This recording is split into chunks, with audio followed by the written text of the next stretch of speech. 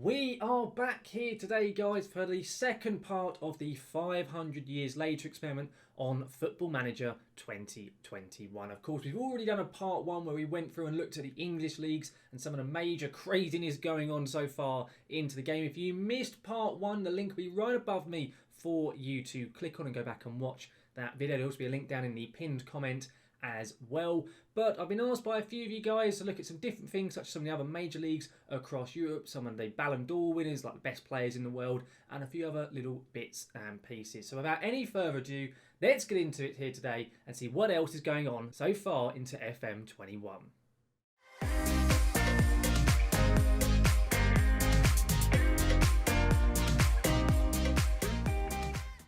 Right then, well, let's get straight into this then, shall we? Of course, we've already looked, as I've just said, at things such as the English leagues. I've been asked today to look at the other major European leagues, so the Spanish leagues, the French, the Bundesliga, the Serie A, so the Italian leagues, and also we've been asked to look at the Scottish leagues as well. So we're going to have a quick look at all of those leagues, look at the record holders, who's been winning recent titles, that type of stuff. We're also going to have a little flip through the European rankings to see where teams are ranked across Europe, and also the leagues as well, because when we looked last time, the Premier League wasn't very good anymore, so we'll have a look quite what's going on over there with all the different rankings. And also we'll have a look at the Europa Conference League, because we missed that one off last time around, because I always forget it actually exists in the game. And we'll also have a look at the recent Ballon d'Or winners to see who are the best players in the world and how good they are in comparison to the likes of Messi, Ronaldo, players like that, of course, in real life. So let's go and look at our leagues in focus first of all. And of course, the Prem we've already done. So we're going to look first of all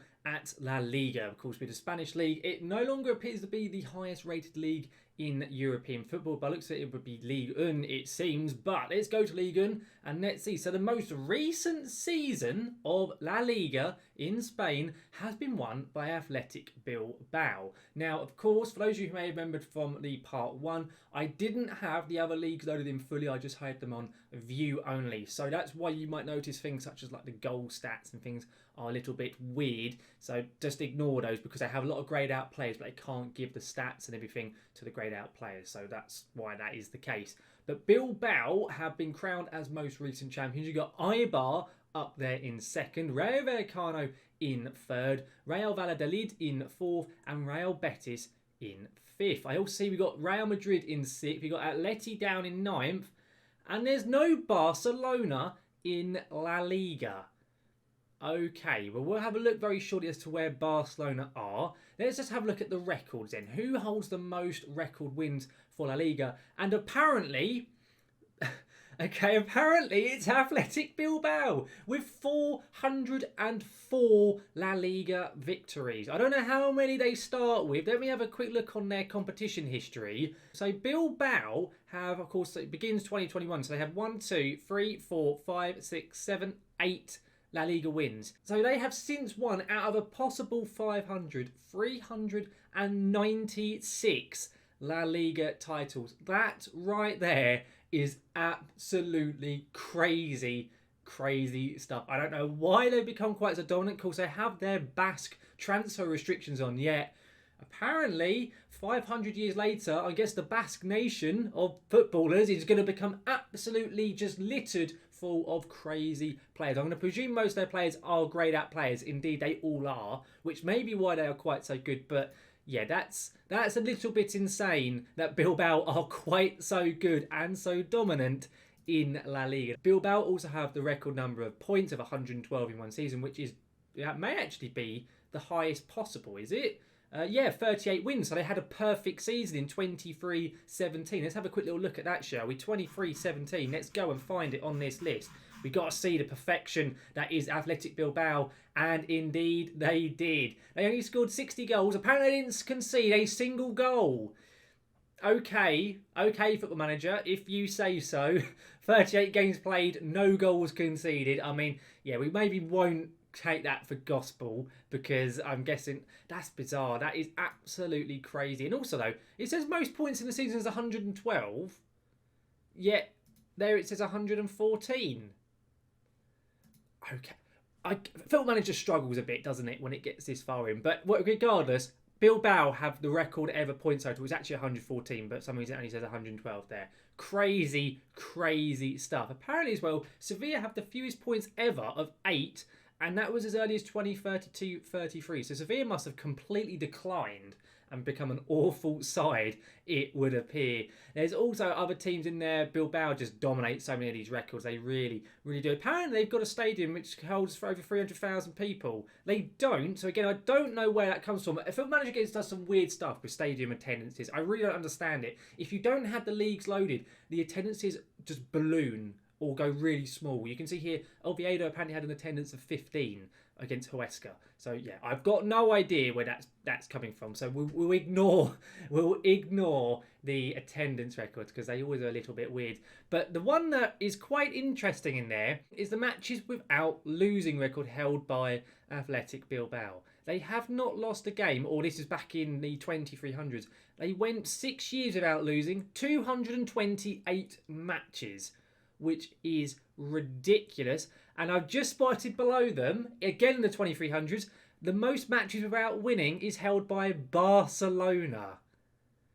Right, we definitely need to have a look at Barcelona and see what on earth has gone on with them. So where are they now? Barcelona, they're in the second tier of Spanish football. They have actually got into the playoffs with 108 points, apparently. Okay, I'm guessing the second tier of Spain's a little bit top-heavy nowadays. But yeah, Barcelona's a second tier side. Apparently, actually, they've still got a game to play, have they? They must do. They must still have a game to play. I've gone to the end of June and they still haven't actually even finished their season. So that's pretty ridiculous that their season is still going on. But wow. Barcelona. I never thought I'd actually go into further into the game and see Barcelona as a second tier side. But it has happened. So well done Bilbao. Bad luck Barcelona. So that's, of course, La Liga Santander. Let's go and have a look at the other leagues as well. So we'll next go to the Bundesliga, shall we? So the most recent season has been won by Freiburg, which, considering the fact that when we looked at the Champions League winners, Freiburg was a name that did come up quite a lot. And I also see as well, past winning-wise, Fortuna Düsseldorf are up there as well. Again, another side who was consistently winning the European trophies as well. I've also just spotted, unfortunately, that Kaiserslautern, the side that we are managing in the Red Devil Revival series, where I am managing Kaiserslautern, we're currently in the second Bundesliga, have just been relegated from the first tier of German football. Bit sad to see, but probably unsurprising. So it's Freiburg in first, Düsseldorf in second, Bayern up there in first. So Bayern are still floating around. I mean, it's a massive drop off in points though. You definitely have a top two in Germany of Freiburg and Düsseldorf.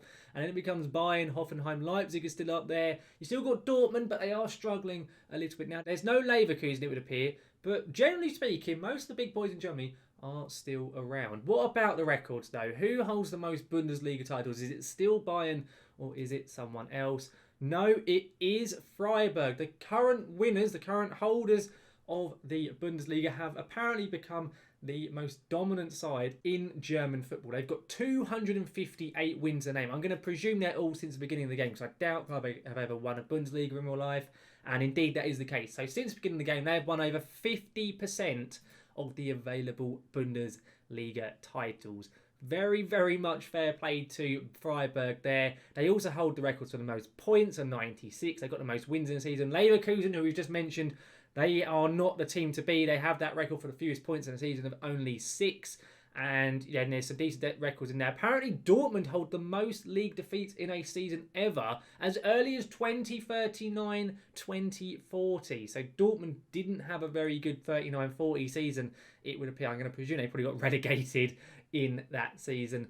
But yeah, not great to be a Dortmund fan or a Leverkusen fan, it would appear. But most definitely is to be a Freiburg fan 500 years later.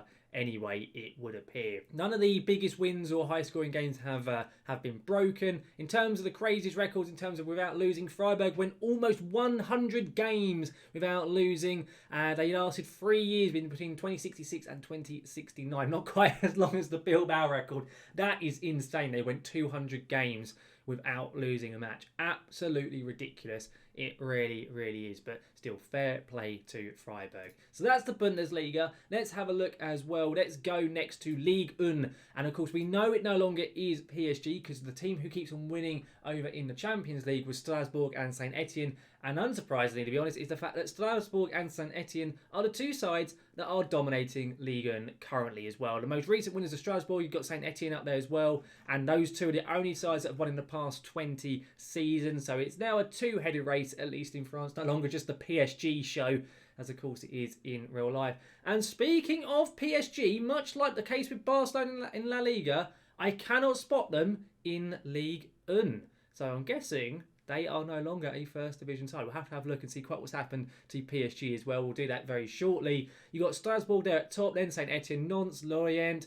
You've got Ajaccio, you've got Guingamp, Paris FC, and Lyon and Marseille down there in 10th. But no Monaco and no PSG. We'll most definitely have a look where PSG are very shortly. In terms of the records, though, for Liga, if we scroll up to the top, again, the most times won is held by the current winners of the trophy, and that is Strasbourg, 239 wins under their belt. And for the first time, though, the record for the most points isn't held by the side that has the most times won. That is still PSG. As early as 2023-24, they scored 104 points with 34 wins in that season. Those records have still stood for nearly 500 years. That is pretty nuts, all things considered. I would have thought Strasbourg by now, with all of their league wins, would have bettered that, but they apparently have not. You've then got Rodez, who I have never even heard of, had the fewest points ever in a season, and then Strasbourg do dominate quite a lot more of the various records as we go. Most matches without losing is 121 held by Strasbourg. The most won in a row is then Saint Etienne, of course, the side still battling Strasbourg, currently 26 wins in a row. So no team has ever gone a full season winning every single game, unlike what we saw in La Liga. But Strasbourg most definitely are the team to beat in the current climate, that is for sure. PSG had the most team goals ever in a season as well. So a lot of PSG's records from the early beginnings of the game are still intact, it would appear. Now, though, we said a lot about PSG. Where are they? They are currently sitting 10th in Ligue 2. And yeah, PSG are not the force they once were, it would appear. And Lille were down there as well in 5th. And then you got Monaco just been relegated from Ligue 2. So a few of the big sides are stuck down there in Ligue 2, it would appear. So French football is certainly very, very different nowadays. Now, in the final big league we'll go and look at, of course, we'll go and be Serie A, and then we'll also have a look at Scotland, because people have asked to have a look at the Scottish League, because in the fact St Johnstone are the big boys now in European football. In terms of Serie A, again, a little bit unsurprising really, because Empoli were the side who we saw appear quite a lot in the Champions League winners, as were Roma. It is those two teams which dominate Serie A. And most recently, actually, Empoli have gone with a 104-point season and unbeaten. So well done to Empoli. Unlike the other leagues we looked at, most of the big teams are still floating around. Napoli have just been relegated, mind you. But you got Juve up there, you got Inter, Lazio, you got Milan as well. But yeah, Empoli are up there as the current champions, and Roma are their closest challengers. I'm guessing they're the only two sides that have dominated recently. Indeed, that is the case for the past 20 seasons. In terms of the records in Serie A, the most times won, this is the first time we've actually seen this in this part 2 video, the current winners are not the team that have won the most of that trophy. Instead, Roma hold that record with 210 Serie A wins, so it would appear that the Scudetto is most often going back to the capital of Italy in Rome. And then Inter Milan are the side that hold the record for the most points in the season and the most wins. They went 37 wins in one season. They were so close to that perfect season, but unfortunately just didn't quite make it. 110 points is what they secured. Fair play to them. You then got poor old Brescia up there with fewest points. They only managed 5 in one season. That is not good at all, is it? Flipping it. They lost 34 of those games in that 25-10-11 season.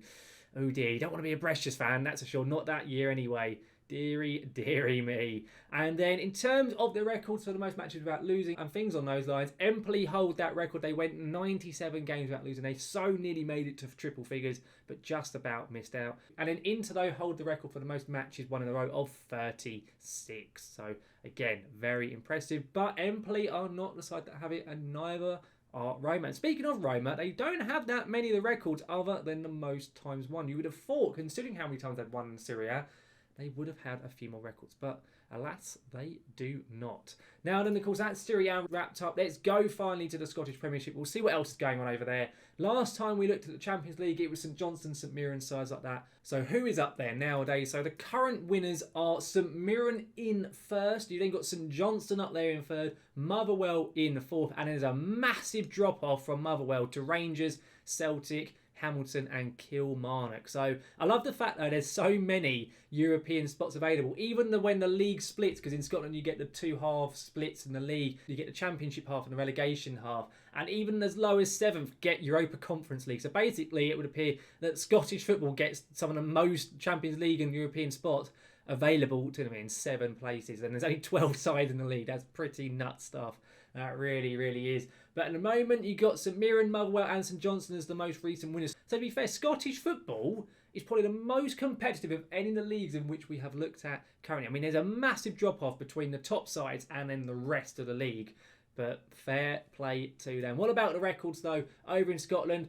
Unsurprisingly, really considering the fact that St Johnstone held the most records in terms of Champions League wins. I think they had 37 under their belt. They have the most SPL wins as well, 235, and the most points in a season of 102, as well as 33 league wins in one season. St Johnstone definitely seem to be the new equivalent, I suppose, of Celtic over there in Scotland. That is for sure. You then got, wow, Celtic now hold the record for most league defeats in a season. They lost 35 games in one season. That is crazy, crazy stuff. It really, really is. Poor old Falkirk, apparently they went 1 year without winning a single league game. Deary me, that's nuts.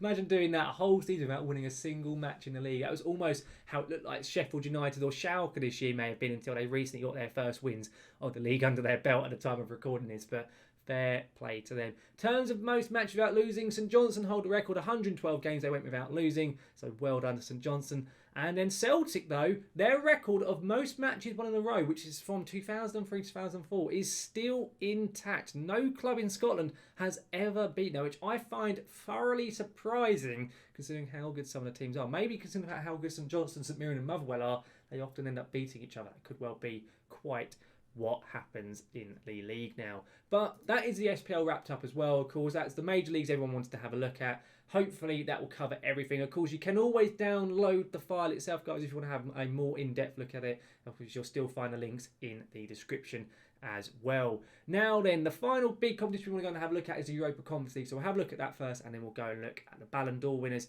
and the European ranking. So the Europa Conference League, let's go and find it and see what else has gone on over there. Of course, the Conference League, for those of you who aren't aware, is kind of like the new competition which comes in, I think, from 2021. So currently, the most recent Conference League has been won by Ludogorets from Bulgaria. They beat HJK, I think, the Finnish side. I think that's Helsinki. I believe I might be wrong there. Most recently, though, there's been a lot of different winners from different countries. Ludogorets had the most recent. Dynamo Zagreb, Antwerp, Copenhagen. Dortmund have one as well. Bodø Glimt from Norway. There's a double win there for PAOK. You got Real Valladolid, Basel, Ferencváros from Hungary. You got Cluj from Romania. HJK, of course, the runners-up here. Slovan Bratislava from, is it Slovakia, I think. Olympia from Croatia. Legia Warsaw, Schalke, and Valur, the Icelandic side as well. So a lot of different winners in that competition. You'll see in terms of the actual stats, they're all held at the moment by English sides because, as I said earlier, they have real players in their teams. In terms of the records, let's have a little look and see what else has gone on over there in the Europa Conference League. The most times won is held by Maccabi Haifa. The Israeli side apparently have won this competition the most times. So apparently, once this competition comes along, any fans of Israeli football, you're going to be enjoying life once this competition comes around you, because Maccabi Haifa are going to be the new big boys, at least to try and beat in this competition. In fact, they only won 31. I find it surprising. I would have thought that the side would have had more than that, but fair enough in that case. Again, the attendance is all over the place. Apparently, there was a match where 500,000 people turned up. I doubt that very much, for manager, but whatever will let you off. You then have the biggest win ever was a 13-0 win for Chelsea against Cormy, who apparently is a Maltese side. Had never even heard of them, but unlucky to Cormy, they got spanked 13-0. The most matches lost in a row is 30 by FC Santa Coloma, who I think are Andorran. Yes, indeed they are Andorran. So that's who they are. HJK had the longest run without losing, and then that poor old Andorran side is there with the most matches without winning.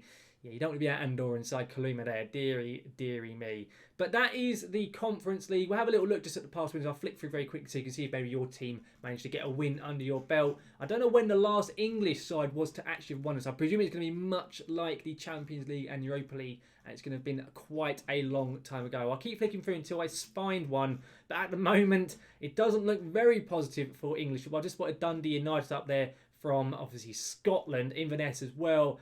But there's still no sign of any English sides. Oh, Kaiserslautern won. Oh, yes. Considering my save that I'm doing with them, that is very, very cool to see Kaiserslautern with a European trophy under their belt. Still no English sides, though. Of course, they went, what was it, almost 400 years without winning a European trophy. And that could well be still the case here. I still can't see any that have won it at the moment. I mean, I may well have missed one, so if I have, do point it out in the comments below. But we're now before the 2100s and still no sign. And okay, there we go.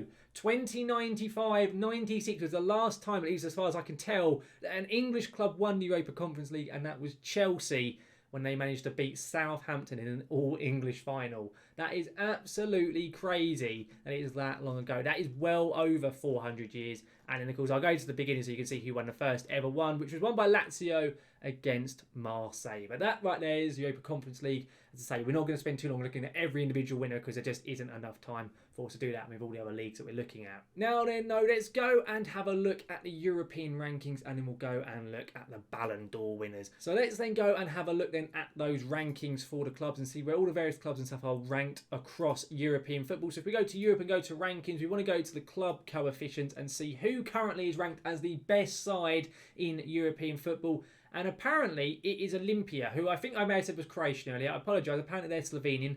My apologies with that one there, guys. Your side, Olympia, are rated as the best side, at least in terms of the seedings in European football. So they're the most consistent side in the European competition. You then have Maccabi Haifa from Israel. Kiev are up there in third. Bilbao, unsurprising, considering how good they are over in Spain. PAOK are up there. Empoli, Malmo from Sweden. The list of sides here are crazy, guys. Say you got St Mirren up there in 10th. I'm just interested, where on earth is the first English side? Because I expect they're going to be very low considering how bad the English sides do in European competitions. I like the fact you got Lana up there in 34th. You got Motherwell in 35th. Okay, I was about to say I can't see an English side, but there is one. West Ham are down there in 44th position. They are the highest ranked English side in terms of the European coefficients. That isn't very good, West Ham, is it? That is not good at all. And I like the fact you've even got Linfield in there. Linfield from Northern Ireland are sitting up there in 50th position. But there's some right weird sides. They really, really are. It's absolutely ridiculous. In fact, the best English side only sits 44th in that table there. What about now in terms of the actual league rankings? Let's have a look, because of course last time when we looked, England's and the Premier League was really, really lowly ranked. We go to competition, go to leagues. This does it, of course, based on reputation, so you have to kind of take that with a pinch of salt. But apparently Liga is the best league in world football, at least in terms of European football even. You've got the Bundesliga up there in second, Serie A are third, the SPL is fourth, and La Liga is up there in fifth. You have the Russian Premier League, apparently the Serbian League, the Austrian League. You've got the Eliteserien there from Norway. You've got Ukraine's league up there in 10th. You've got some crazy leagues which are so high up. The Swiss League, the Hungarian League are up there in the top 20. The Romanian League is 20th. There's some crazy leagues which are so high. The Belarusian League is up there in 27th. They're way ahead of the Premier League, which is down as low as 32nd position. That is ridiculous. That is absolutely crazy. So the Premier League, of course, in England, so the top division in English football, is almost considered worse than the Austrian second division at this point in time. That is absolutely crazy. In fact, as well as the Swedish second division as well, and maybe even the Norwegian league as well. Yeah, so Norway's, Sweden's and Austria's second tiers and Serbia's are ranked only just below the English Premier League. Wow. England's league is awful. That is awful. That is absolutely atrocious from the Premier League. That is crazy stuff. I never thought I'd see it being that lowly ranked. Flipping heck, that is crazy. Well, anyway, that's the rankings. Some bizarre stuff. Hopefully, whatever league you support, guys, is doing better than the Prem. I mean, let's be honest, it probably can't be doing worse. Let's be honest with that one. But let's finally go and have a look at the players. We're going to have a look at some Ballon d'Or winners and see who currently are the best players in world football. It's worth noting, by the way, the English national team is ranked the highest in the world, but yet the English league is one of the worst in Europe. It's pretty ridiculous. I don't really understand that whatsoever. But if we go and have a look at the awards, we're going to have a look at award winners. We want to look at the Ballon d'Or for the most recent seasons. So currently, you'll notice, by the way, most of them are going to be English clubs because of the fact that that's where the real life players are. There's a few exceptions. There's a Fortuna Düsseldorf player back in the early 2500s. But the most current winner is a West Ham player, Stephen Bath. He's 18 years of age and he's played 65 games and scored 39 goals, which at 18 is pretty nice. Let's have a look at him. And yes, fair play, at 18, if I had a play like that at 18, I would be loving life. How is West Ham then, with a player like this at 18, not doing better in Europe? That's bonkers. That is absolutely bonkers. And he's played at 18, 120 games and scored 63 goals. And they paid £57 million for him not that long ago. That is insane. He's also played 8 times for England and scored 9 goals. And I correct myself, actually, he's now 19. But even so, that kid looks absolutely phenomenal. And I do not understand how West Ham and just English football is so bad with players like that at their disposal. What about, now, how am I going to pronounce this guy? This Arsenal player who won it the season before. Camelo Matogla. I've got no idea. I'm going to go with Camelo as his first name anyway. Let's have a look at him. He was 20 at the time of winning it. And again, another English striker, 22 years of age now. He again looks absolutely phenomenal. Like, I mean, not as good as Ronaldo, Messi levels, but even so, to have a kid like this at 22 in your team, you're going to be absolutely laughing about it. You could play either up front or on either wing. He'd still be phenomenally good. Really, really would be crazy. It's quite criminal, actually, that they are so bad, the English side, just in and around European football. It really, really is. There's more strikers. So it appears that most of the players who are winning are strikers, which is probably unsurprising. This is the Ballon d'Or. But Mark Malloy, another West Ham player here. Again, he's now 34. He still looks very good as a 34-year-old. Of course, using those physicals now, but still looks a very, very competent player. That is for sure. And also to spot, though, there was a German and a Dutch player. So let's have a look at these. Some players who aren't English. Yassine Blutter, I think is how you pronounce it. Doesn't look quite as competent. I'll be honest, looking at him, not that great. Not that great whatsoever. I'm surprised a player like him has won the Ballon d'Or. He looks okay. It would be good for like most teams. But a Ballon d'Or winner, not for me, especially not that 9 finishing.